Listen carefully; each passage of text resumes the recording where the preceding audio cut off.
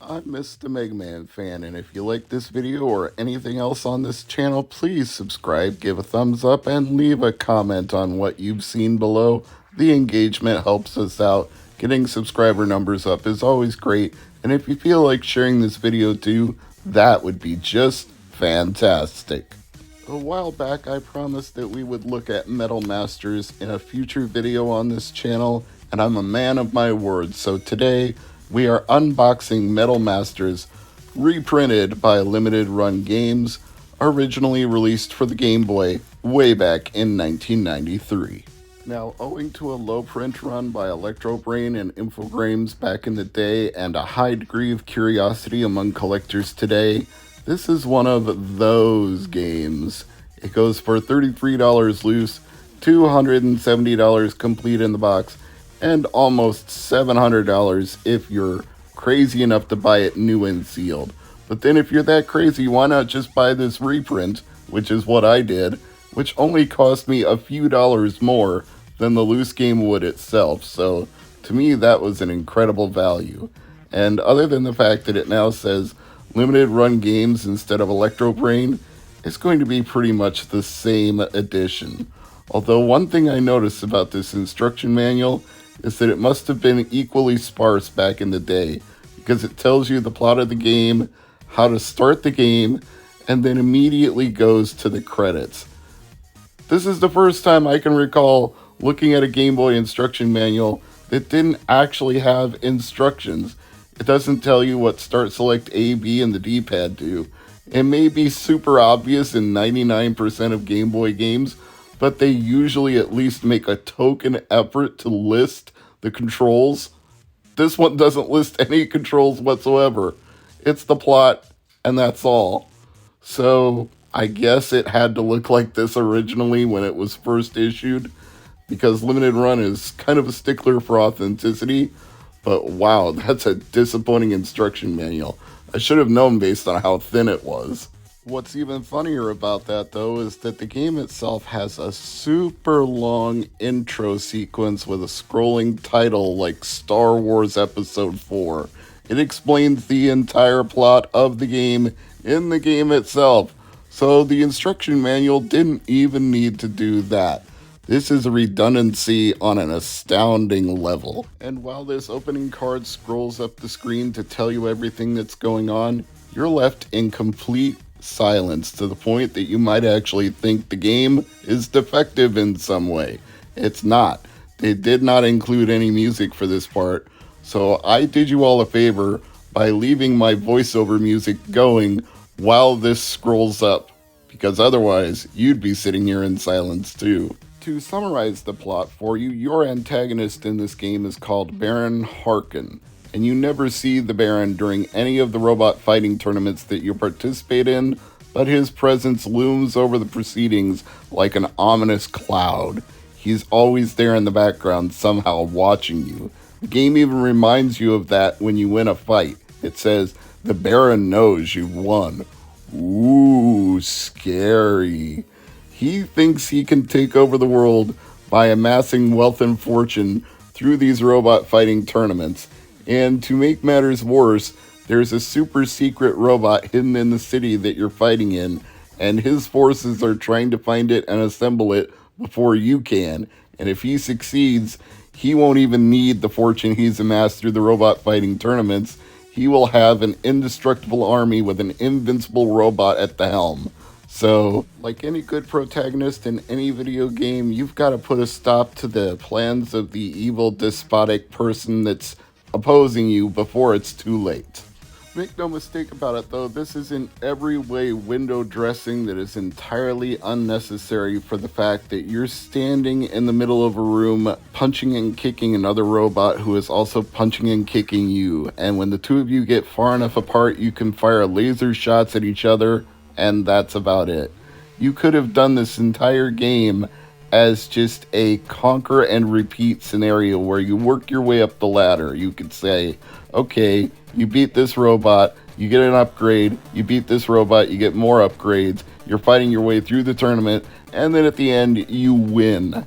You don't need the plot that you're fighting the forces of evil and that there's a shadowy, sinister baron who's looking to take over the world. It's so extra. It doesn't need to be here, and it doesn't factor into the fighting in any way whatsoever. It's not like the Baron will show up and give his robots upgrades during the tournament. It's not like the Baron actually appears on the screen and delivers ominous warnings to you. Nothing like that ever happens. If there was even a section of the game where you went exploring around the city for the parts of this robot that everybody refers to, this super fighting robot who's not named Mega Man, then at least maybe you'd feel like there was a point to the plot. Like, okay, the Baron's forces are trained to race to this piece in this platforming level, but so am I. It's a race against time. I gotta get there first. Maybe then the plot would have some relevance. Would you be shocked at this point if I told you that the music was my favorite thing about this game? No. This opening section, after you get through that long scrolling sequence, is really kick-ass. Whoever was the chiptune programmer that created this soundtrack knew what they were doing. It's very evocative of 1980s Commodore 64 SID chip music in the best possible way. I would listen to this without even playing the game. I would listen to this in the background, just put the ROM on and enjoy it while I was working on something else. That's how good I think it is, but the gameplay itself is absolutely nothing special. And this is where the instruction manual needs to be brought up again, because it would have been really helpful if somewhere in the manual it said, these are the kind of blows you can land. You press up and a button for a high punch or a high kick. You press down and a button for a low punch or a low kick. It would be so nice if they would explain to you how to progress in the combat. But since there's no explanation, you just end up mashing buttons and hoping for the best. And you watch your stats go down and you watch your opponent's stats go down. And sometimes it seems like you can be a little bit strategic about it. Like you can do damage to a certain body part. I mean, it is showing you body, left arm, right arm, and legs on the stats. So you would think, aha, if I just weaken the arms, it can't fight back. If I weaken the legs, it can't move. And yet none of those things ever seem to happen. The robots just keep marching forward. Maybe sometimes they stop attacking you for a while because you've given them a thorough enough beating that they can't fight back, but it's not like you ever see their arms or legs fall off or explode. In fact, the only way I've ever seen anybody explode is me when I took too much damage in at least 3 out of 4 categories, and then I just fell into a pile of scraps and the game ended. But when I'm doing damage to them, nothing so dramatic ever seems to happen. It's perplexing why this is designed in the way that it is, and maybe that's why it didn't sell very many copies back in the day and they're now worth high amounts of dollars. People quickly figured out that this is a rather mediocre fighting game with a whole lot of extra put over the top of it to try to make it seem like it's more special than it really is. I think the single most insulting thing about this game is that after I spent 3 minutes winning this fight in a rather one-sided fashion, it only gave me 1 credit for the upgrade shop. And all of the upgrades that are available cost anywhere from 12 to 45 credits, and you can't even afford them. What's the point of having upgrades when you can't upgrade them? I won the second fight, and then I got 3 credits, so I still couldn't afford anything. It's insane. I have to imagine that somebody who bought this game and really wanted to play it used a Game Shark and loaded up some cheat codes so they would get more credits or they would be able to more quickly win these fights.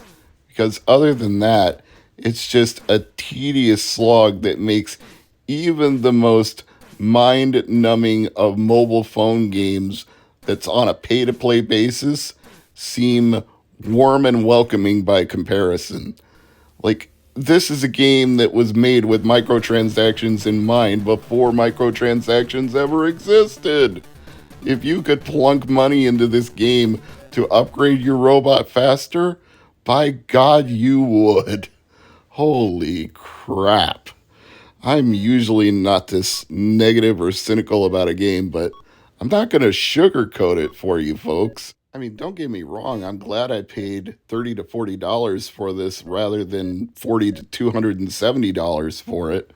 I got a deal, and I'm happy that I have the game complete in the box. It certainly makes a nice little bit of shelf candy, but perhaps that's all it really makes, because if you really think this is a good fighting game, then maybe you know something I don't, because I don't think it's a good fighting game, and there are a million other fighting games that were made for Game Boy that are better than this, not to mention other fighting games on other platforms. I think I'd rather play SNK vs. Capcom on the Neo Geo Pocket Color or Streets of Rage 2 on the Sega Game Gear. Anything where you could do basically the same thing you're doing here with more color, more options, better sound, more attention to detail, instead of this monochromatic display of button mashing with no additional value. It's bad. I would avoid this one unless you want to play it in emulation just for a laugh. And I would watch a video of somebody playing it, like this one for example, but maybe watch a tool-assisted speed run and see the game from beginning to end, and then just avoid the tedium of playing it all together. Learn from me. Don't make the mistake of playing this game thinking you're going to have a good time. There's no way. You can't. It can't be done. I refuse to believe it can be done at this point. Even if I'm presented with evidence, I might be skeptical of that evidence because I just don't see it. I can't see it. It's got a good soundtrack.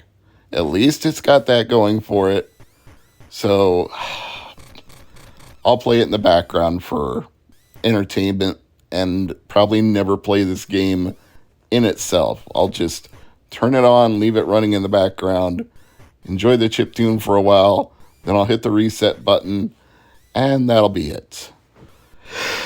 Oh well, can't win them all. But this has been the Retro Hunting Adventures with Mr. MegaManFan. As always, I appreciate you for watching this video. I thank you for leaving comments. And subscribers, you're greatly appreciated, each and every one of you. Even if you don't leave a comment, even if you're just there in the background, you're still here. So kudos to you for being here. And no kudos to Metal Masters for being here, because this is a lousy game. But maybe you got some entertainment out of me ranting about how lousy it is. And if so, then there's some value in what we all went through together. But there's definitely not value in paying $270 for a complete in-box copy of this game. If you didn't get the reprint from Limited Run, save yourself a whole lot of money. Even the loose cartridge for 30 to 40 bucks, probably not worth it. You could buy a very nice EverDrive for twice as much and load the game on there and backups of all your other favorite games, and maybe that would just be the one game you would not have physically that you would be playing a ROM of on your EverDrive. Not telling you what to do, not encouraging you to do anything illicit, but I'm just saying I think I would understand in this case if you really didn't want to own Metal Masters, because it's really not good enough to own. And in fact, you would probably just delete that ROM before long, because it would be taking up valuable space that you could use for something better. Anyway, thanks for watching.